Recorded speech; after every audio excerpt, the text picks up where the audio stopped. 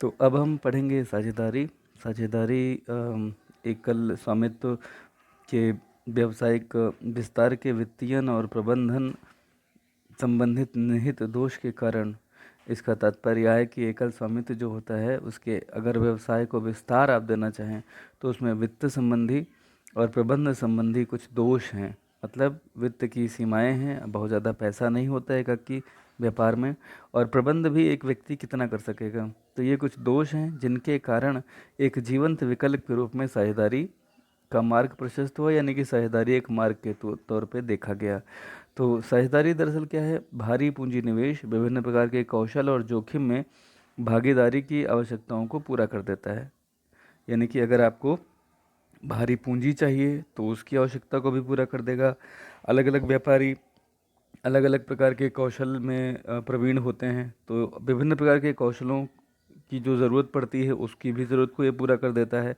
और कई सारे जो साझेदार होते हैं वह जोखिम को भी भागीदार बन करके बांट बांट लेते हैं। तो इस तरह से ये एकल एकल व्यापारी या एकल स्वामित्व के तमाम दोषों को दूर करता है। अब हम जल्दी से इसके लक्षणों को जानते हैं। देखिए, लक्षणों में स्थापना की अगर हम बात करें तो व्यावसायिक संगठन का जो साझेदारी स्वरूप है यह भारतीय साझेदारी अधिनियम 1932 द्वारा शासित है। यह दरअसल एक कानूनी समझौते से अस्तित्व में आती है और जिसमें साझेदारों के मध्य संबंधों, लाभ हानि को बांटने और व्यवसाय के संचालन के तरीकों को पहले से ही तय कर लिया जाता है। विशिष्ट बात यह है कि व्यवसाय वैधानिक होना चाहिए। अगर कोई अवैधानिक उद्देश्य से आप मिलते हैं और सब कुछ करते हैं, सारे अनुबंध संबंध सब कुछ करते हैं कि ये लाभ में हम बांटेंगे, मगर अगर आपका वह बिजनेस जो है वह वैधानिक नहीं है तो उसे साझेदारी नहीं कहा जा सकता। ध्यान ये भी रखना कि वैधानिक होने के साथ साथ उद्देश्य लाभ कमाना होना चाहिए। अगर लाभ कमाने का उद्देश्य नहीं है, जैसे कि कोई दो व्यक्ति अगर धर्मार्थ सेवा के लिए एकजुट होते हैं तो वह संगठन है और वैधानिक भी है, मगर लाभ कमाना उद्देश्य न होने के कारण यह साझेदारी नहीं कहलाएगी। तो दो तीन बातें आपने जानी। कई सारे लोग एक कानूनी समझौते से एक साथ जुड़ेंगे जो आपस में लाभ हानि को बांटने के लिए और व्यवसाय के संचालन के कौन कौन से तरीके होंगे उन पे सहमत होंगे। यह व्यवसाय वैधानिक होना चाहिए और उद्देश्य लाभ कमाना होना चाहिए, तभी यह संस्था साझेदारी कहलाएगी। ठीक है। साझेदारी के बारे में हम कुछ बातें और जानते हैं। देयता, जो फर्म के साझेदार होते हैं इनका दायित्व सीमित होता है। व्यवसाय की परिसंपत्तियां अपर्याप्त हैं तो ऋणों को व्यक्तिगत संपत्तियों से चुकाया भी जा सकता है। ठीक है। इसके अतिरिक्त वे ऋणों को चुकता करने के लिए व्यक्तिगत रूप से और संयुक्त रूप से उत्तरदायी भी होते हैं। संयुक्त रूप से प्रत्येक साझेदार ऋण भुगतान के लिए उत्तरदायी होता है। संयुक्त का मतलब होता है कि अगर मिस्टर ए और मिस्टर बी, ए और बी अगर ये दोनों साझेदार हैं तो ए ने अगर कहीं पे कोई टास्क किया जिसकी वजह से अगर कोई हानि आती है तो बी भी उसके लिए जिम्मेदार होंगे, और बी ने अगर कोई कार्य किया है तो ए उसके लिए जिम्मेदार माने जाएंगे। तो ए और बी दोनों संयुक्त रूप से एक दूसरे के कार्यों के लिए जिम्मेदार होते हैं। ठीक है। ये बात आप समझ गए होंगे, इसे डिटेल में पढ़ेंगे तो निश्चित रूप से आपको समझ में आएगा। ये जोखिम वहन करने की अगर हम बात करें तो व्यवसाय को एक टीम के रूप में चलाने में जो भी जोखिम आता है वह मिलजुल करके उसे वहन करते हैं, और ये उसी अनुपात में वहन करेंगे जिस अनुपात में वह लाभ और हानि आपस में बांटते हैं। ठीक है। निर्णय लेना और नियंत्रण, साझेदार आपस में मिल करके दिन प्रतिदिन के कार्यों को निर्णय लेते हैं और निर्णय में सभी का पूरा योगदान होता है, सभी से बातचीत की जाती है। ठीक है। सदस्यता की अगर बात करें तो मैं अभी बोल चुका हूँ कि बैंकिंग व्यवसाय में अधिकतम 10 और अन्य व्यवसायों में 20 सदस्य हो सकते हैं। एजेंसी संबंध, साझेदारी की परिभाषा इस तथ्य को रेखांकित करती है कि इसमें, क्योंकि अभी आपने पढ़ा था ना कि संयुक्त दायित्व है इनका, तो इसे भी समझ लीजिए कि यह एक ऐसा बिजनेस का स्वरूप है जिसमें हर साझेदार एक दूसरे का प्रधान भी है और एजेंट भी है। प्रधान और एजेंट, प्रधान और एजेंट समझते हैं। एक व्यक्ति वह जो अपने एजेंट नियुक्त करता है और उनके माध्यम से अपने समस्त कार्य कराता है। एजेंट जहाँ भी जाता है और जो भी बातचीत करेगा, प्रतिनिधि से हम बोल सकते हैं, प्रतिनिधि जो भी बात करेगा उसके लिए जो प्रधान होता है वो उत्तरदायी होता है। तो साझेदारी में हर साझेदार एक दूसरे का प्रधान भी है और एजेंट भी है। अगर एक साझेदार किसी बैंक में जाकर के किसी मैनेजर से कोई बातचीत करता है ऋण लेने की, और वह मैनेजर उस एजेंट को ऋण देने की स्वीकृति दे करके बाद में ऋण भी देता है, तो ये अन्य साझेदार नहीं कह सकते कि यह ऋण केवल उस एक साझेदार ने लिया है, यह ऋण सभी साझेदारों के ऊपर लागू होगा, क्योंकि वह एक व्यक्ति उन सभी साझेदारों का प्रतिनिधि बन के वहाँ गया था।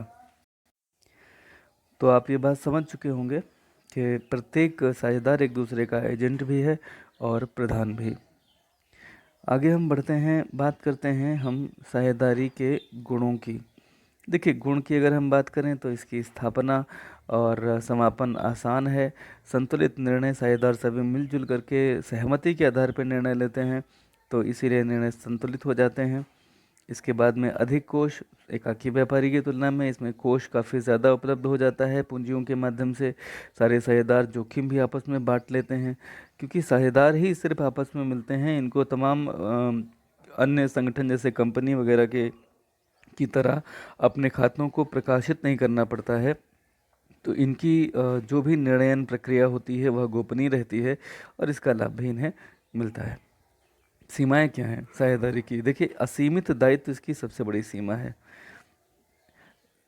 अगर कोई भी फर्म ऐसी है जो देनदारी चुकाने में अक्षम हो जाए, तो ऐसी स्थिति में उन साझेदारों की जो व्यक्तिगत संपत्तियां हैं, उनसे भी उन्हें उस दायित्व का भुगतान करना पड़ता है, जो कि अपने आप में बहुत ही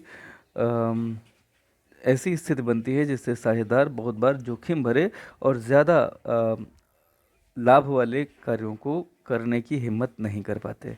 सीमित साधन है, बिल्कुल। साझेदारों में एकाकी व्यापारी की अपेक्षा मिलजुल करके ज़्यादा पूंजी इकट्ठा करने की संभावना है, मगर 20 लोग की भी एक सीमा है कि कितनी पूंजी वो इकट्ठा करते हैं। अगर बहुत बड़े पैमाने पे आपको बिजनेस करना है तो साझेदारी के जो संसाधन हैं वह निश्चित रूप से सीमित सिद्ध होते हैं। ठीक है। और उसके बाद में हम बात करते हैं परस्पर विरोध की संभावना। कभी कभी साझेदार आपस में विभिन्न बातों को लेकर के एक मत नहीं हो पाते, और अगर उनके मत अलग अलग होते हैं तो बहुत बार बीच में विवाद पैदा होता है और इससे साझेदारी कहीं ना कहीं बाधित भी होती है। तो कुल मिलाकर के अगर हम बात करें साझेदारी है क्या, इसको जानने के लिए उसकी परिभाषा की बात करें तो ये सबसे महत्वपूर्ण परिभाषा है कि यह उन व्यक्तियों के पारस्परिक संबंध हैं जिनके द्वारा या उन सब की ओर से किसी एक साझेदार द्वारा बिजनेस का संचालन किया जाए और उससे जो भी लाभ हो वह आपस में बांटने के लिए सहमत भी हो। ठीक है। तो ये परिभाषा 1932 भारतीय साझेदारी अधिनियम के द्वारा L.H. हैनी ने परिभाषा दी कि साझेदारी उन लोगों के बीच का संबंध है जो अनुबंध के लिए सर्वथा योग्य हैं तथा जिन्हें निजी लाभ के लिए आपस में मिलकर वैधानिक व्यापार करने का समझौता किया है। देखिए, जो अभी करेक्टरिस्टिक्स पढ़े थे ना, लाभ है, वैधानिक भी होना चाहिए, उन्हीं करेक्टरिस्टिक्स पर आधारित ये परिभाषाएं हैं, या यूं भी कह सकते हैं कि सारी करेक्टरिस्टिक्स इन्हीं परिभाषाओं पर आधारित हैं। भारतीय संविदा अधिनियम भी इस बारे में साझेदारी को बताते हुए कहता है कि साझेदारी उन लोगों के मध्य संबंध है जिन्होंने किसी व्यवसाय में अपनी संपत्ति, श्रम और निपुणता को मिला लिया है और वे आपस में उससे होने वाले लाभ को भी बांटने के लिए तैयार हैं। तो मुझे लगता है कि आप यहाँ तक ये सारी बातें समझ चुके होंगे। कुछ और दोष इसके जान लेते हैं। निरंतरता में कमी। देखिए, साझेदार की मृत्यु हो, अवकाश ग्रहण करना हो, दिवालिया हो जाने पर या पागल हो जाने पर भी साझेदारी समाप्त हो जाती है। जनसाधारण के विश्वास में कमी। किसी कंपनी की अपेक्षा साझेदारी व्यवसाय में अभी जनसाधारण उतना भरोसा नहीं कर पाते हैं। ठीक है। तो आपने यहाँ तक इसे जाना। साझेदारों के प्रकार कौन कौन से होते हैं? सक्रिय साझेदार जो बिजनेस की सभी गतिविधियों को बाकायदा करते हैं और सारे संचालन बिजनेस का उसमें सक्रिय सहभागिता यह देते रहते हैं। जो दूसरे साझेदार होते हैं वह केवल पूंजी लगाते हैं, दिन प्रतिदिन के कार्यों में भाग नहीं लेते। इन्हें सुप्त या निष्क्रिय साझेदार कहा जाता है। गुप्त साझेदार ऐसे लोग होते हैं जिनके बारे में साझेदारों के अलावा या कुछ खास लोगों के अलावा साधारण जनता नहीं जानती। इस विशिष्टता को छोड़कर अन्य मामलों में अन्य साझेदारों के समान ही यह होता है। पूंजी भी लगाता है, प्रबंध में भी भाग लेता है, लाभान भी बांटता है और लेनदारों के प्रति इसका दायित्व भी असीमित होता है। बस खाली साधारण जनता इसके बारे में परिचित नहीं होती है। इसे गुप्त साझेदार बोलते हैं। कुछ और साझेदार होते हैं जिनको हम थोड़ा सा जान लेते हैं। नाम मात्र के साझेदार, यह वह साझेदार होते हैं फर्म में जिनके नाम का प्रयोग किया जाता है, लेकिन यह फर्म में कोई पूंजी नहीं लगाते, फर्म के प्रबंधन में सक्रिय रूप से भाग भी नहीं लेते, ना ही लाभ हानि में भागीदार होते हैं। अन्य साझेदारों के समान फर्म के ऋणों के भुगतान के लिए तीसरे पक्षों के प्रति ये उत्तरदायी जरूर होते हैं। साझेदारों के प्रकारों में विबंधन साझेदार, इसे स्टॉपेल बोलते हैं। कोई व्यक्ति विबंधन साझेदार तब माना जाता है जब वह अपनी पहल, आचरण अथवा व्यवहार से दूसरों को यह आभास कराए कि वह किसी फर्म का साझेदार है।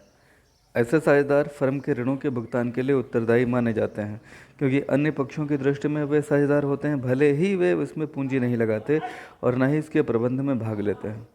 उदाहरण के लिए सीमा की एक मित्र रानी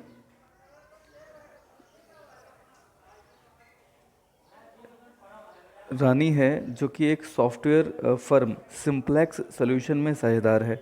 रानी सीमा के साथ मोहन सॉफ्टवेयर में व्यवसाय के सिलसिले में एक मीटिंग में भाग लेने जाती है तथा एक सौदे को तय करने की कार्यवाही में भी सक्रिय रूप से भाग लेती है। रानी ऐसा आभास दिलाती है कि मानो वह सिंप्लेक्स सॉल्यूशन में एक साझेदार है। यदि इस बातचीत के आधार पर सिंप्लेक्स सॉल्यूशन को उधार की सुविधा मिल जाए तो रानी भी इस प्रकार की देनदारी के भुगतान के लिए अन्य साझेदारों की तरह ही उत्तरदायी मानी जाएगी। भले ही वह उस फर्म की साझेदार नहीं है, लेकिन वह ऐसे ही मानी जाएगी कि जैसे वह उस फर्म की साझेदार हो। एक और आता है प्रतिनिधि साझेदार, इसको भी हम जरा जान लेते हैं। प्रतिनिधि साझेदार कौन होता है? देखिए, यह वह व्यक्ति होगा जो जानबूझकर फर्म में अपने नाम के प्रयोग को होने देता है और अपने आप को इसका प्रतिनिधि मानने देता है। ऐसा व्यक्ति किसी भी उस ऋण के लिए उत्तरदायी होगा जो उसके ऐसे प्रतिनिधित्व के कारण दिए गए हैं। यदि वह वास्तव में साझेदार नहीं है तथा इस उत्तरदायित्व से मुक्त होना चाहता है तो उसे तुरंत इसे नकारना होगा और उसे अपनी स्थिति स्पष्ट करनी होगी। अगर वह ऐसा नहीं करता है तो वह तीसरे पक्ष के प्रति अन्य साझेदारों की तरह ही उत्तरदायी माना जाएगा। ठीक है, तो ये कुछ बातें आपने अभी साझेदारों के संबंध में जान ली हैं। साझेदारी के कुछ प्रकार होते हैं। साझेदारी की जो प्रकार हैं मैं उसे भी आपको संक्षेप में बता देता हूँ। साझेदारी जो होती हैं वो ऐच्छिक साझेदारी और विशिष्ट साझेदारी होती है। ऐच्छिक साझेदारी वह जिसमें साझेदारों की इच्छा से लोग साझेदार बनते हैं। कोई भी व्यक्ति अपनी इच्छा से कभी भी साझेदारी से अलग होने का नोटिस दे सकता है और जब भी वह नोटिस दे देगा वह साझेदारी से ऐच्छिक रूप से अलग हो जाएगा। विशिष्ट साझेदारी की अगर हम बात करें तो विशिष्ट साझेदारी से तात्पर्य यह है कि कुछ खास परियोजनाएं होती हैं, जैसे कोई भवन निर्माण है, कोई सड़क निर्माण है, तो इनकी खासियत यह होती है कि जिस भी विशेष उद्देश्य से इन साझेदारी की स्थापना होती है वह उद्देश्य की पूर्ति होने के पश्चात वह साझेदारी समाप्त हो सकती है और जनरली समाप्त हो ही जाती है। तो अभी तक आपने जो जाना वह जाना कि साझेदारी के प्रकार कितने हैं, तो 2 प्रकार आपने जान लिए। ये आपने जाने थे कि अवधि के आधार पर साझेदारी कैसी होगी। अवधि यहाँ पे इच्छा के अनुसार है और यहाँ पे कार्य की समाप्ति तक है विशिष्ट साझेदारी में। देयता के आधार पर साझेदारी होती है सामान्य साझेदारी, और सामान्य साझेदारी में दायित्व असीमित और संयुक्त होता है। साझेदार को प्रबंध में भाग लेने का अधिकार होता है। उसके कृत्यों से अन्य साझेदार और फर्म आबद्ध होते हैं, यानी कि अबाइडिंग होते हैं। फर्म का जो पंजीयन है वह ऐच्छिक होता है। साझेदारी मृत्यु, पागलपन और अवकाश ग्रहण करने से प्रभावित होती है। बात करते हैं जल्दी से सीमित साझेदारी की। तो सीमित साझेदारी में दायित्व सीमित होता है साझेदारों का, और ये ज़रूर समझ लीजिएगा कि ऐसी साझेदारी सीमित दायित्व वाले साझेदारों की मृत्यु, पागलपन तथा दिवालिया होने से समाप्त नहीं होती है। सीमित दायित्व वाले साझेदार प्रबंधन में भाग नहीं ले सकते तथा उनके कार्यों से न तो फर्म और न ही दूसरे साझेदार आबद्ध होते हैं। ऐसी साझेदारी का पंजीयन अनिवार्य भी होता है। ठीक है, तो ये आपने कुछ जाना। फिलहाल यहाँ तक के टॉपिक को आज के हम इस वीडियो में कवर करेंगे। साझेदारी संलेख और अन्य चीज़ें हम कल पढ़ेंगे। बहुत बहुत धन्यवाद।